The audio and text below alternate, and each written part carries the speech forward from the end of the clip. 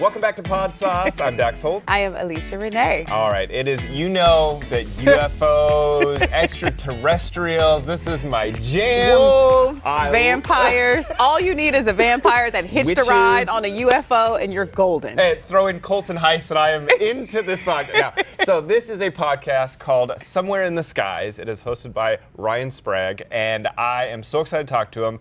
There's some episodes I want to dive deep into it with him because this stuff fascinates me. It's your jam. Welcome to PodSauce, Ryan. Thank you so much, guys. It's a pleasure to be here. I'm honored, and hey, I could talk UFOs 24/7, so this is just an extra treat for me. So can this one, and I feel like you would do me a huge boon by having Dax as your guest on one of the episodes. But I don't have any interactions. I just like hearing about other people's interactions. He can tell you stories, and then you will be the at-home listener reacting within the podcast. I mean, Boom. Listen to this. I love it. So if you are into UFOs like me, you are going to want to check out this podcast. This podcast covers UFOs, extraterrestrials, just culture, people's stories, kind of everything surrounding kind of the big question marks in the sky. Mm-hmm. Is that a good kind of representation of what your podcast is about? Absolutely, Dex. Yeah, I mean, you're right. There's kind of two profound questions in life. What happens when we die, and are we alone? And I think, within our lifetime, with all the scientific developments we've made in just the past few decades, to be completely honest, we are getting closer to answering that question of are we alone and have we actually been visited? So those are the kind of the big questions we ask on Somewhere in the Skies. With this being a podcast discovery show, Ryan, full disclosure, we're not always abreast of, podcasts whenever we talk to, we just discover them as we listen to it. So I haven't gotten to the episode yet. If you have discussed this, have you had a personal encounter with an alien force? Or have you had a sighting? So I have had what I perceived to have been a UFO sighting. That's actually what got me interested in this entire topic. I was 12 years old, and this was in central New York. I'm originally from Syracuse, New York, and it was 1995. I was fishing out on a dock and listening to Green Day on my Discman at the time, so that really brings you back to the 90s. Your Walkman. And oh yeah, I was just rocking out, and I love doing that, just like hanging out, like little family trip every weekend, and I would fish. And I remember it was getting dark, and I was reeling my line in, and I saw these lights in the water. This was the St. Lawrence River in central New York. There you go, we're back to the water again. And I lean over the dock, and I thought the lights were in the water. And I'm like looking, kind of seeing what's going on. And I realized it was a reflection. So I look up, and right above me, I don't know how high, I don't know how big it was, but it was a perfect equilateral triangle with 3 white lights on each point and some sort of like red, hazy sphere in the middle. I didn't see like a machine. I can't say that this was a structured craft, but it was getting dark, and the stars were coming out, and I couldn't see any of the stars or anything behind this formation of lights. So I kind of assumed it was a solid craft, but it made no noise. At this point, I'd taken my headphones off. All I could hear was the water hitting the dock, yet here's this massive thing above me just floating. And I was terrified. So I start screaming for my dad. He's inside. We're staying at a motel. And he's inside watching a Yankees game. And finally, I get like this 12-year-old squeal out. And I'm like, Dad, there's something happening. And he comes out. And he actually witnessed this triangular formation with me. So, I knew I wasn't seeing things. The look on his face, the kind of, he turned white. He tried to calm me down, but I knew he had absolutely no idea what this was either. Yeah. Right.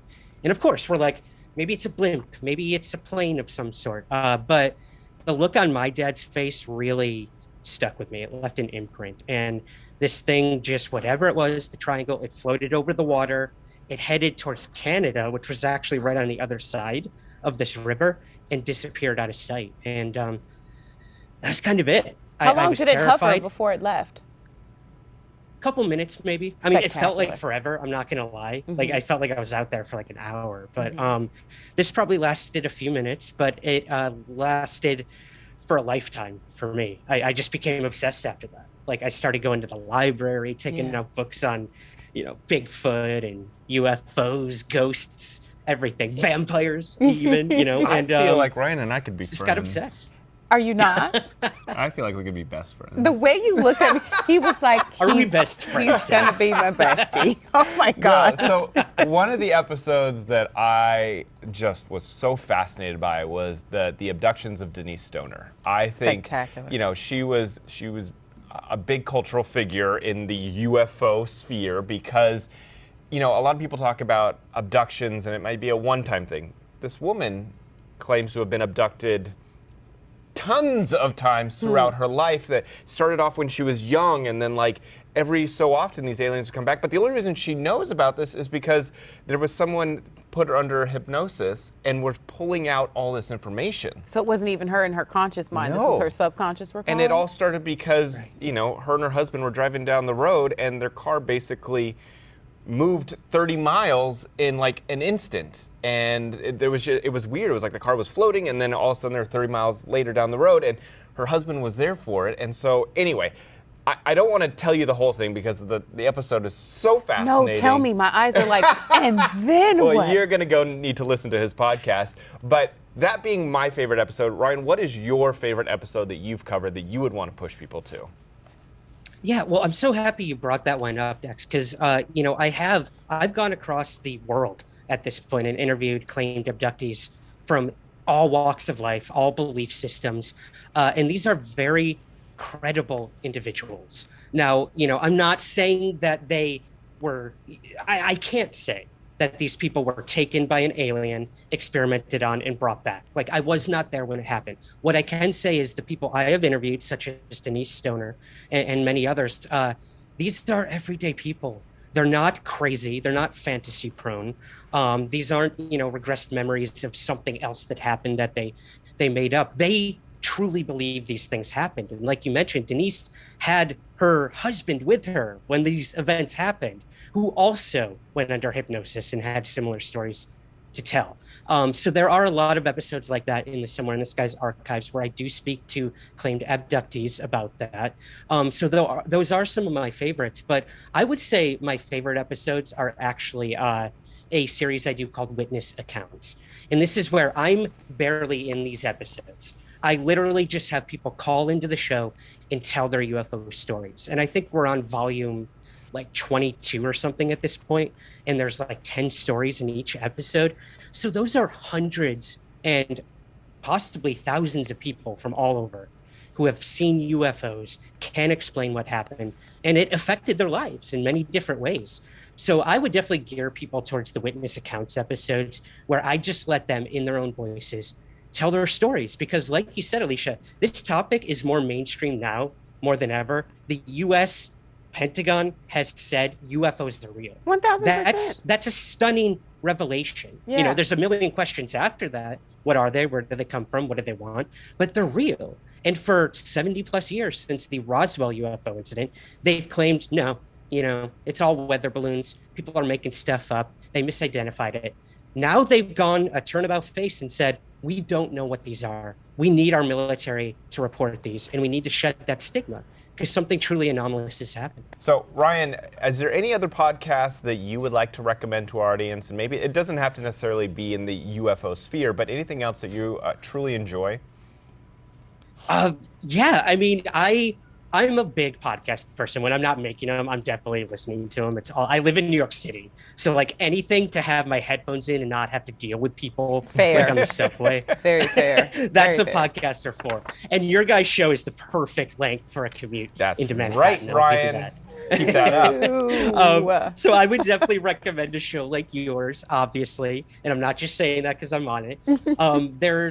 There's another show I really dig called Bigfoot Collectors Club, and this is a show hosted by two actors in LA, Bryce Johnson and Michael McMillan, and these two guys have, they've been in True Blood, they've been in Bigfoot movies, horror movies, and they they did a movie together, found out they both had similar interests in UFOs and Bigfoot, and they started a podcast. So every week they bring on celebrities and people to talk about their own paranormal experiences. So it's a lot like my show, but I love them. They're a true inspiration for me. And the one other show I would recommend is a show called Vanishing Postcards. And it's actually hosted by a close friend of mine here in New York City from Texas, who went out to Texas and went to all these very small towns with mom and pop shops that are unfortunately, just slowly dying by the day. And he goes to these family-owned businesses and talks to them about the history of how they started, where they're at now, how people can help them survive in a world full of Walmarts and Targets and these big chain restaurants and everything. So it's a really cool snapshot of Americana and hopefully what won't be Vanishing Postcards. So it's a really emotional show, and I would definitely recommend people check it out. Ryan, thank you so much. Oh, yeah. I loved your podcast. I think a lot of other people will love it as well. So make sure you check out Somewhere in the Skies. We'll put up a link to this podcast on PODSAUCE.com. You should do the Denise Stokes episode. I think, yeah. The Denise Stoner episode, we will highlight that because that was such an in-depth, fascinating look into all things UFO and abductions, and so good.